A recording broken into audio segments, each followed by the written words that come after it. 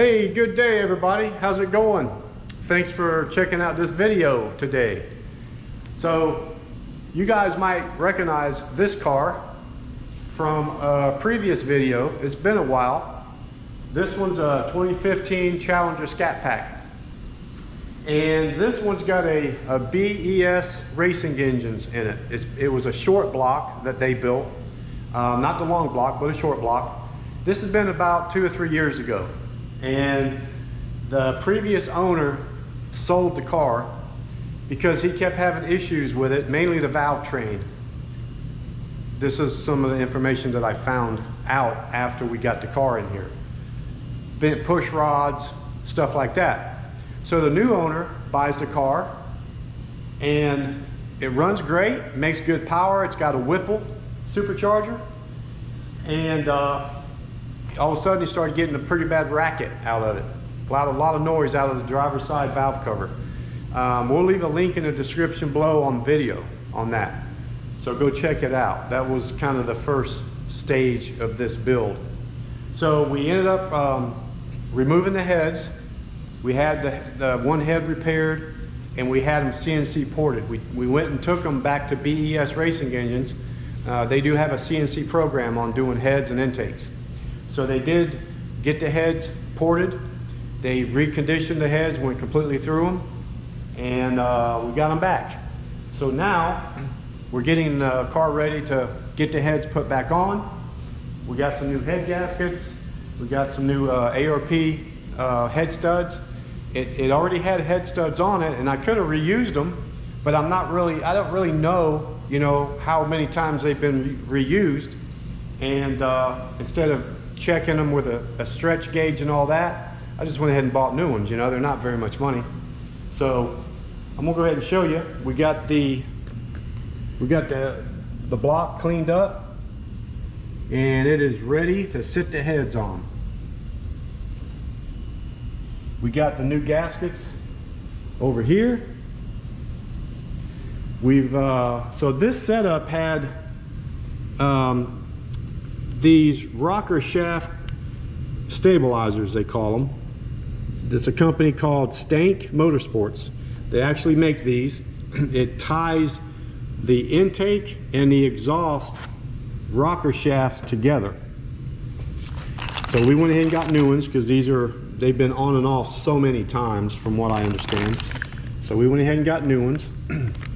These are collars, and they kind of keep, as you can see, the old collars, they just keep the rocker arms in place. And we haven't got new push rods yet. These are chrome moly that was on them. I'm gonna do a check once we get everything back together. I wanna make sure these are not too long. Make sure they're the right length, because this might have been causing the issue. We're not really sure. So anyway, the long story short here is it pulled these two bolts to pull the threads right out of the heads, lifted this up and bent this shaft, right? That was the exhaust shaft. The intake shaft was also bent. It didn't pull the threads, but when I took them off, they're bent a little bit. So whoever had this thing apart a few times, they just put it back together with some damaged parts, and that might be why we're in the situation we are now. So we've got new rocker shafts. These are chrome moly rocker shafts, basically made by the same company. And yeah, we gotta get it all put back together with the chrome moly shafts, new stabilizers, new collars, and make sure we got the right length push rods. Okay, so over here are the heads, and they are looking sweet. As you can see, they have been completely redone. They did new valve guides, new valve seats. They cut the valves. It did, they probably, I don't know if they did a 3 or 5 angle, I'm not sure. Shaved the head a little bit.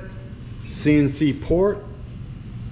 You can see these things really flow a lot from the factory. I mean, they do flow a lot. So they just had to do a little bit of cleanup on them, do a little CNC work. The springs, we're reusing the same springs that were on the heads because of the cam that's in it. So they did check spring pressure to make sure all that's good. As you can see, the intakes are nicely done. So that's where we're at on that deal. Now, by the way, here's the headers. These are the rest of the exhaust is still on the car, but we was able to drop these headers right out of the bottom before we pulled the heads off. So something I wanted to kind of let you guys know, if you ever run into a situation where you need to remove the heads, you want to make sure you mark them, because even though these heads are identical on the front, on the back, on the top, when it comes to bolting down, you know, you do have these situations here where the heads, you can put that head on either side of the motor. These will line up no matter what you do. But the problem is there is a left and a right head. The difference is this hole and this hole for the header. Okay, so both heads have header bolts on the outsides. These two outside ports, you have them here and here, here and here. That head's exactly the same way. However, this head, you have a bolt here, here, here, and here. On the other head, they're the opposite. They're here and here, here and here. So if you ever put these heads on and you don't pay attention and you put one head, you know, you put it on the wrong side of the engine, your bolt holes are not going to line up. These holes will line up, these will line up, but these won't, because they're on the opposite side. That's the only difference on these heads. So make sure if you ever pull these heads off, you mark them, because there is a right and a left, and it's only because of these here. So that's just a little trick, something to think about. So what we're going to do is we're going to go ahead and get these heads on, and we've already got these studs lubricated, ready to go on. Got to get them torqued down, and then we're going to get the headers on. And once we get the headers on, then we're going to worry about getting these collars and stabilizers on the new shafts, and we're going to check for push rod length, and hopefully these push rods are the right length, and if they are, we're just going to continue putting it together. If they're not, then I've got to order some new push rods. So, and over here is, on this shelf is his parts. This is the Whipple. So you do have a lower intake, you have an upper intake. This upper intake is actually the intercooler. There it is right there. And then of course these are just the valve covers. But I got all the new gaskets, and this took a while to get. This is the gasket set for the Whipple. It had to come straight from Whipple superchargers, and it's basically just an O-ring set that where the lower intake bolts to the head, where the upper intake bolts to the lower, I mean, and so on. It's all, you know, O-rings. So that took a while to get. It was on back order, and we finally got them in. But it kind of worked out because we got them in a couple of days before the heads were ready. We're going to go ahead and get this thing going, and then we'll get back to the video, you know, once we get the heads on. So I actually forgot to mention, since this thing has head studs, you have to put the heads on the block first. There's not enough room to screw the head studs down in the block and then slide the heads on. There's just not enough room for that, especially on the passenger side. So the dowel pins are in the block. We went ahead and put these on. These upper ones are short. We went ahead and got them on. We've got the dowel pins in the block. There's one there, and there's one there. And if you guys didn't know, this is kind of like an LS setup. You have to pull the head off to change lifters. Here's all the lifters right here. They're in the lifter guides, and yeah, you got to pull the heads off to change lifters on this deal. Anyway, we got the new head gasket on, and this head gasket, there is a left and a right. Same deal on the heads. It's almost kind of like a small block Ford setup. If you noticed, the coolant passages are open in the back, and they're open as you go towards the front. But then on the very front, even though there's coolant passages in the block, there's not any in this gasket here. There is one here, but that's the way the heads are designed. Plus, you have this piece here that's angled back and only goes on one way. So yeah, that's something else to think about. But yeah, so we got to set the head on. Once we set the head on, we'll run these in. One side is flat, that goes towards the bottom, and the other side is an Allen head that goes towards the top. And you don't have to torque these down, you just have to run them all the way down until they bottom out, and that's it. And then once you do that, put the nuts on, torque them down. So we got the heads back on this bad boy. We got the heads on, we got them torqued down, we got the headers on, got the exhaust on, we got the lower intake on, we got the upper intake on, which is the intercooler. So Whipple, they basically, in their description, the lower intake is the lower intake. That bolts right to the heads. The upper intake, they call the upper intake, is the actual intercooler. Then the supercharger bolts on top of that. So everything is ready for the supercharger to be bolted on. So we're going to get that on next. I've already went and I checked for push rod length, and I'm going to kind of show you how you do that on these. I'm not going to really go into a long strung out deal. I'm going to just kind of show you real quick. I've already done it. I've already got the push rods on order. They're probably going to be here tomorrow or Friday. I had to get some shorter push rods. These push rods were 50 thousandths too long. Let me turn the camera around here. I want to show you kind of how I set this up. I have a set of 4 adjustable push rods. So this is one of them. I've already got it kind of unscrewed out here a little bit just to show you. This push rod, it will, if it's screwed all the way in, it will start at 6.8 inches.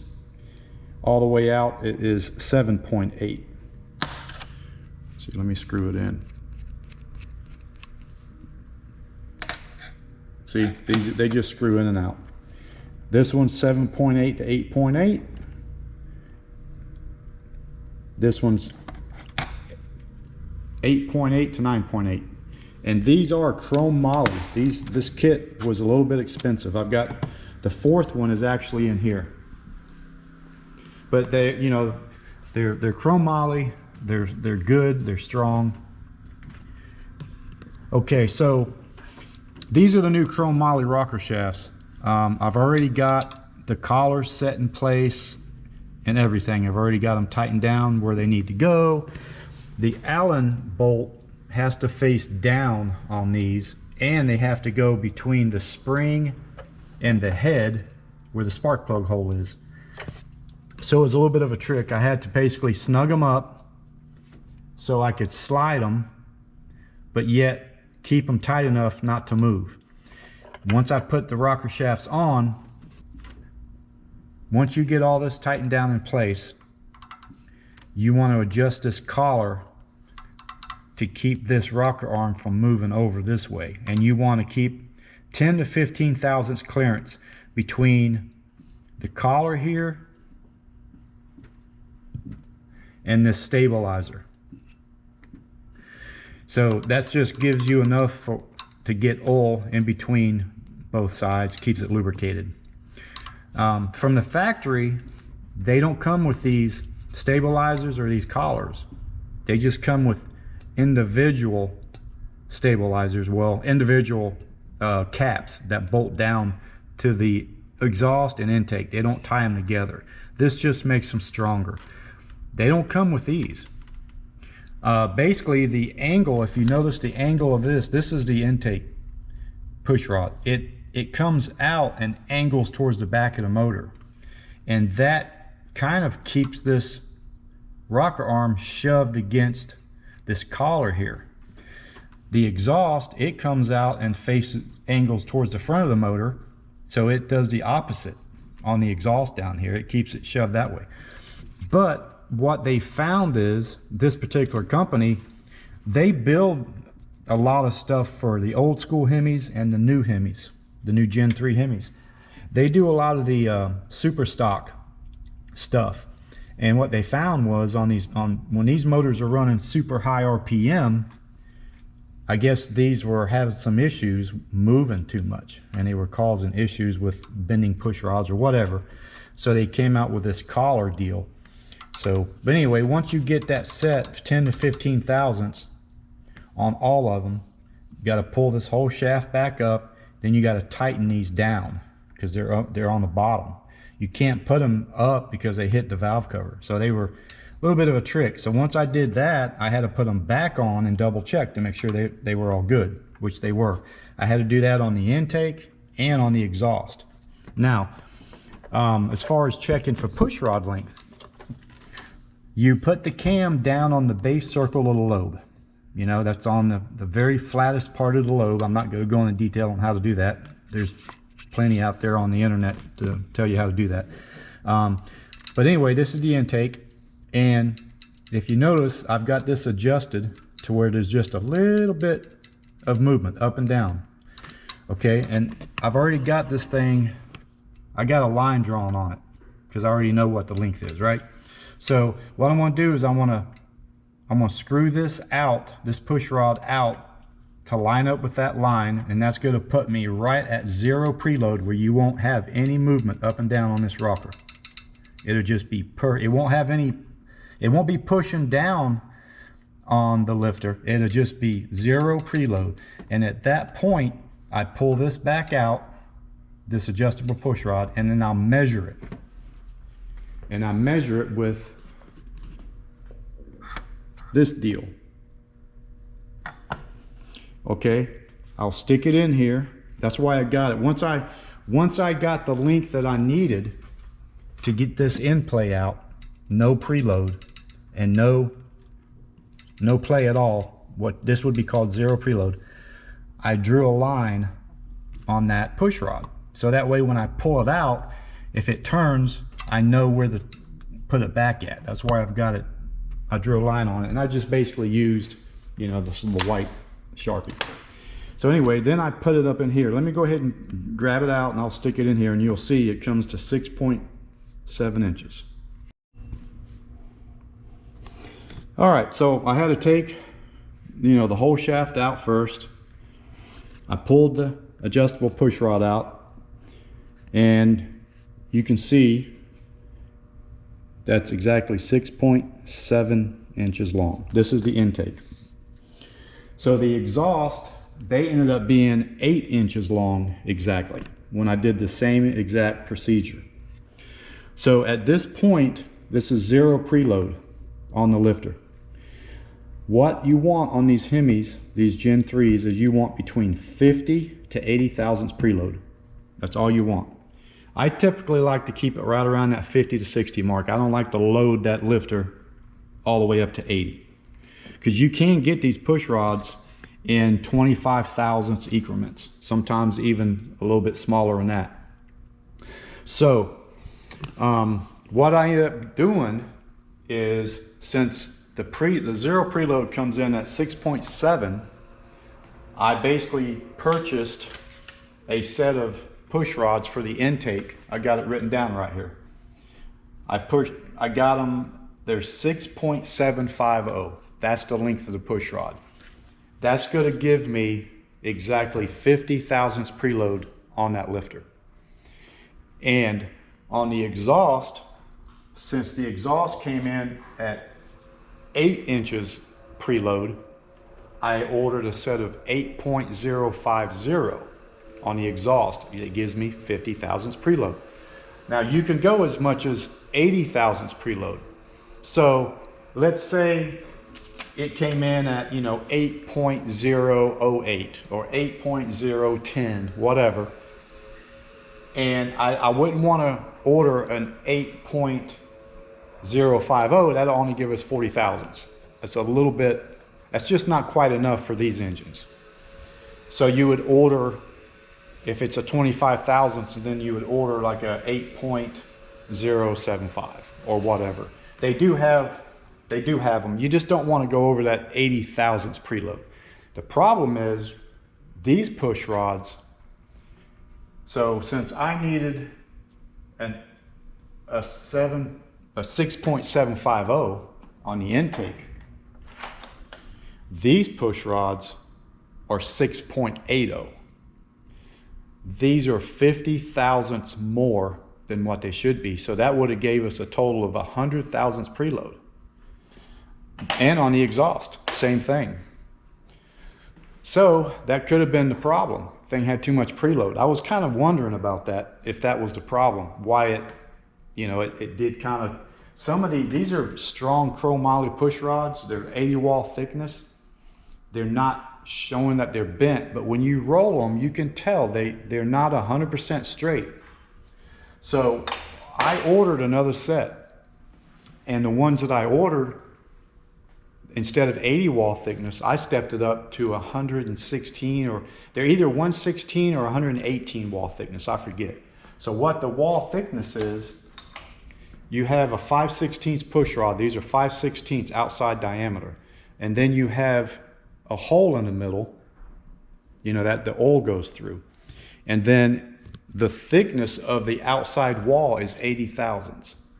So the thicker that wall thickness is, the stronger these are. Because you got to think, you're talking a push rod that is just 50 thousandths over 8 inches. That's a long push rod. So I stepped up and got the thicker walls. That way we ain't gonna have no problems with them bending, especially under high boost, because when you're cranking boost on motors, you have a lot of pressure on the exhaust valve. It fights against that exhaust valve. And if you have any weak link, it's gonna happen on the exhaust valve. That's why it pulled the threads. So what it did was it pulled the threads on this cap and on the very back one.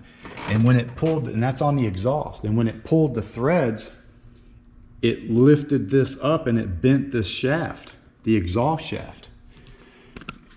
And that's probably between having boost on the car, having too long of a push rod, and honestly, whether you had a chrome moly shaft or not, maybe it pulled the threads, but whatever. Anyway, we got chrome moly shafts, got the heads all repaired, CNC ported, got the right push rod length and everything, so we should be okay on this deal.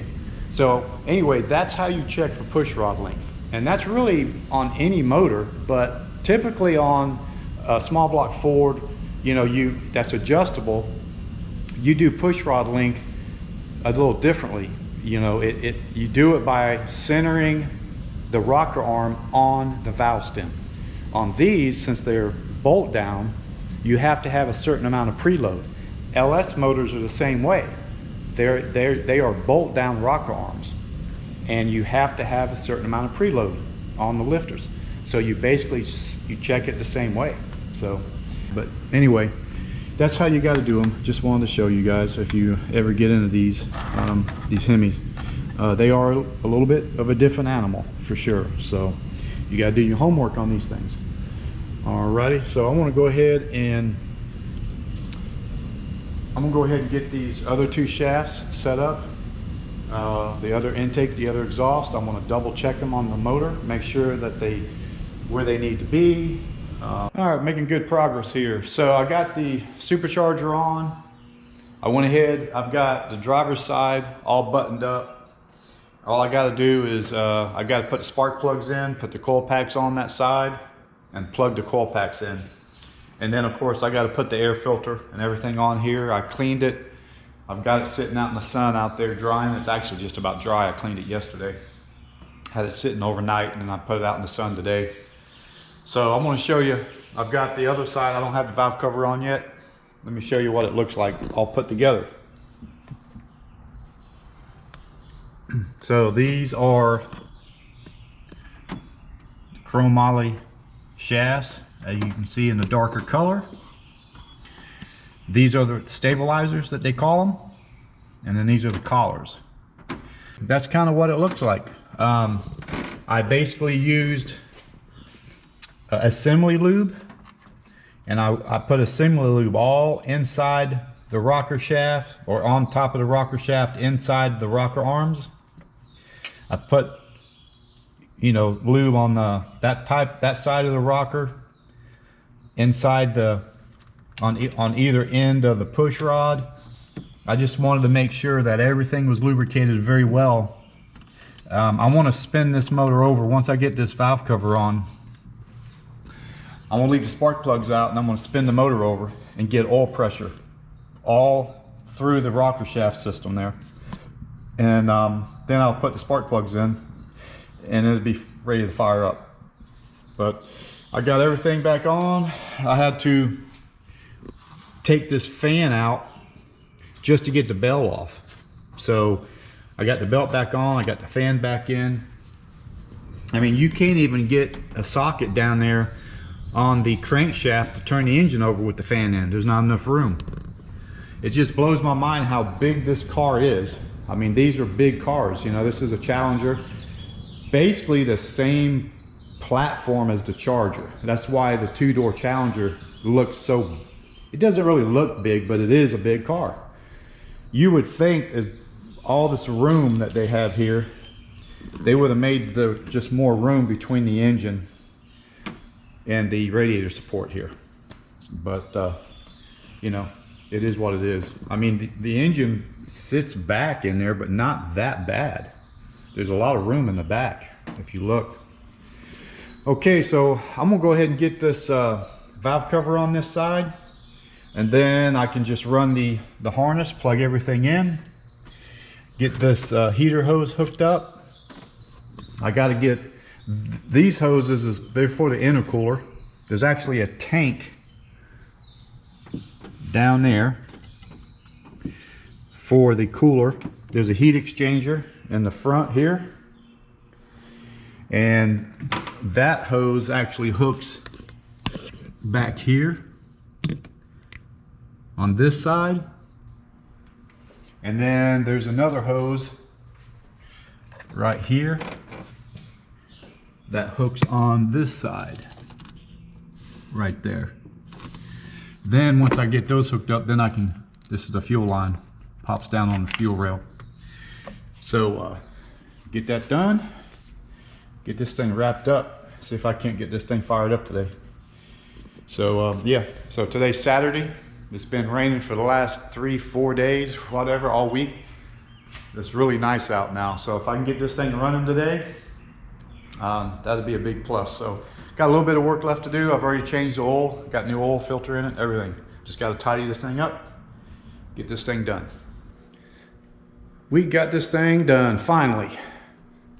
Got it done. So let me show you here what it looks like all wrapped up. So as you can see, I have a new belt on it now. The other belt was actually in good shape. It just was discolored on the back side. It looked a little old. So I went ahead and had to order another belt. Took about 3 days to get it. This is the Gates Fleet Runner belt. They look cool and they're just heavy duty. So anyway, yeah, as you can see, I got it all buttoned up. Got everything, all the hoses hooked up and everything. I got these all zip tied real nice. Before they were just flopping around, wouldn't zip tied. I got them all zip tied real nice. Went ahead and wiped down the engine compartment. It was a little dusty. I got the car all cleaned up, went ahead and washed it. So it's all ready to go. So let me tell you what happened here. So last Saturday, this is now Friday, after Saturday, a whole week. I had to order the belt, it took a few days. So last Saturday, I finished this thing up.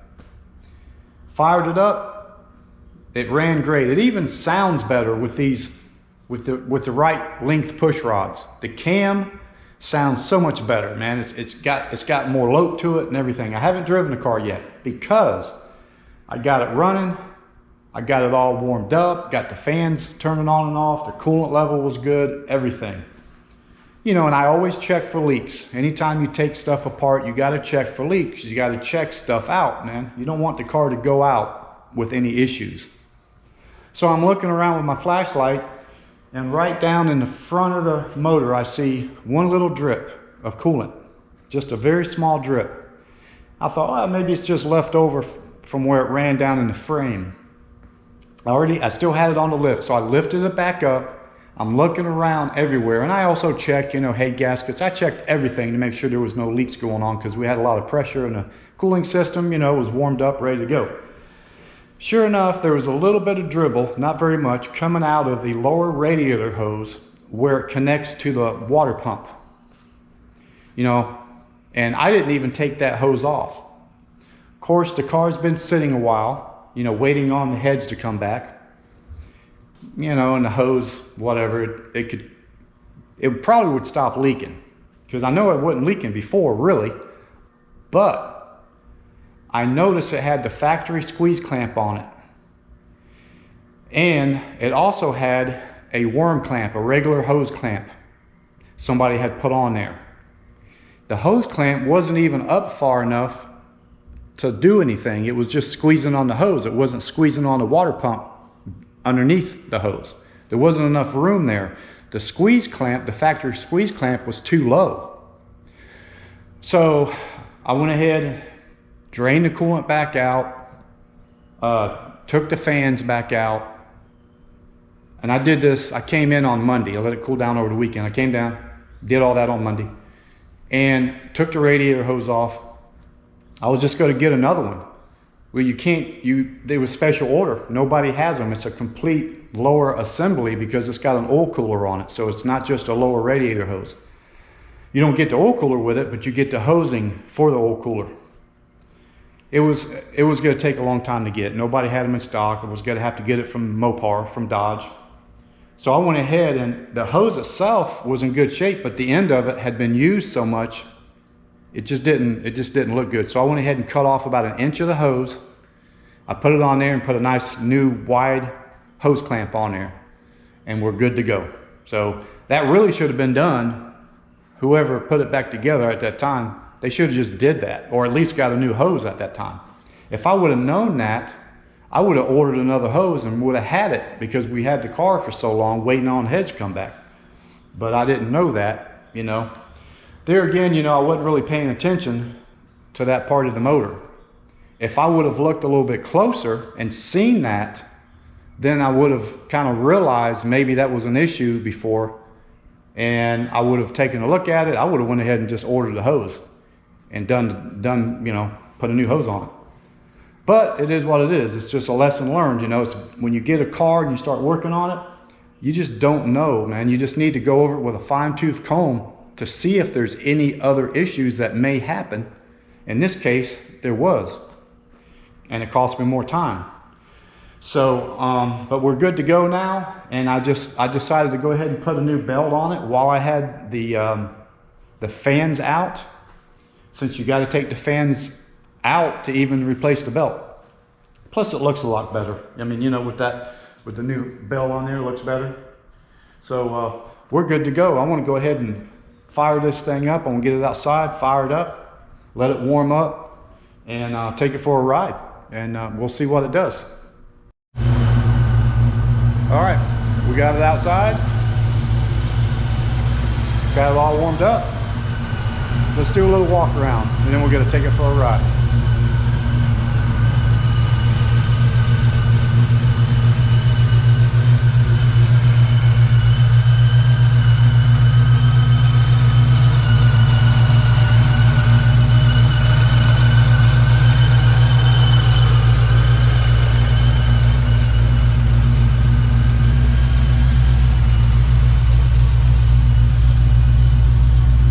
Check the inside out.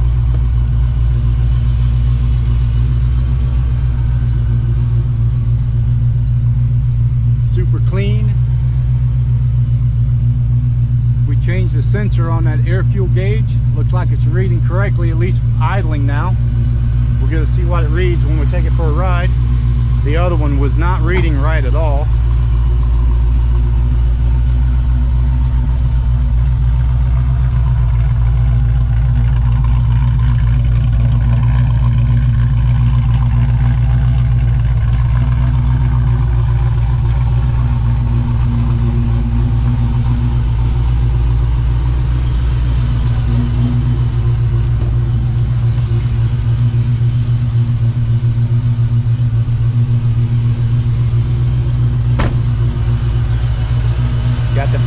Turning on and off now, everything's looking good. I'll just have to top the coolant off a little bit once it cools down.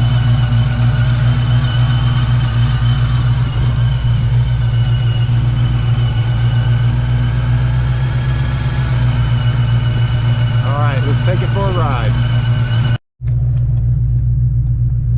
All right, we're taking it for a ride. Already been out here a little bit, just kind of making sure everything's good. It's driving good, running good. Gotten into it just a little bit, not too much. A lot of traffic out here. Wanted to make sure we're still pulling the same amount of boost, 10 pounds, which we are. Don't want to have no boost leaks. Air fuel ratio is good. Looked like changing the sensor out fixed that. And actually, it's more, the drivability is better. It's got to be because of those push rods were too long. Man, I guess, I mean, putting a lot of preload on them lifters, it was kind of, you really had to finesse it when you took off, because if you didn't, it would try to almost stall on you. And it's just a lot better now, the drivability. A lot better. I mean, you can just take off like a stock car now. No problem at all. Maybe the push rods being too long created too much preload. Who knows what was happening there, but you don't want to have too much preload on a lifter, just like you don't want to have, you know, not enough preload. So, but I got the AC on. It's cruising nice. Temperature staying good. Oil pressure's good. Yeah, I think you'll be happy with this. There's a lot of traffic here. I want to get out here on this back road, crack it open one time. I don't want to hit it too hard.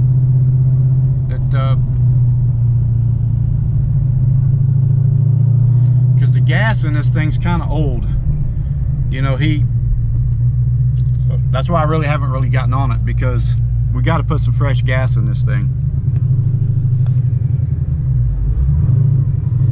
So this thing messed up in the fall, and it's been parked ever since. And we are now in, what's this? We're in June. We're in the beginning of June here. So, you know, I'm sure the gas is a little bit old. I mean, I think it was November. I forget when it happened, and he pretty much parked it in the garage, and it's been sitting there all winter. And then I was able to get it in the shop. I scheduled him in. I was able to get him in the shop pretty much early spring, kind of late winter, and it's got a half a tank of gas in it. So maybe the gas isn't old, but you don't really want to take that chance when you got a boosted car.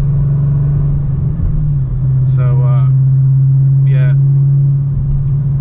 he's got to fill it up with some fresh 93 when he gets it. And I told him just to kind of run that down even, unless he just wants to drive it easy and run this whole half a tank out. But it's got a good throttle response. But the drivability is a lot better. It really is.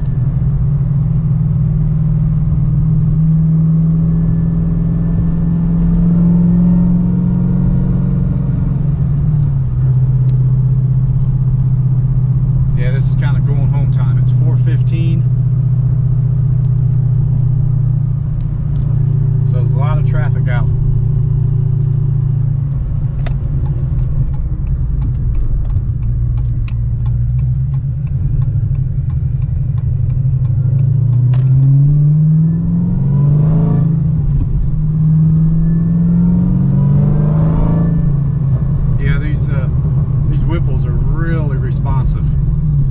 this big motor.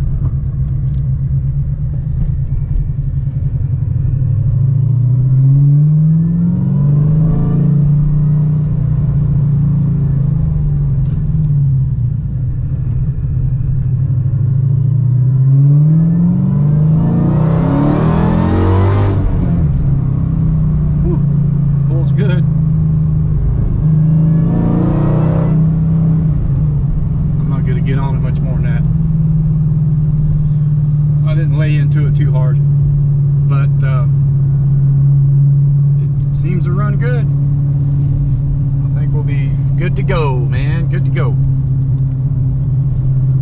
But this is a comfortable car, let me tell you. It's definitely luxurious, man. It's not rough riding at all. It rides smooth.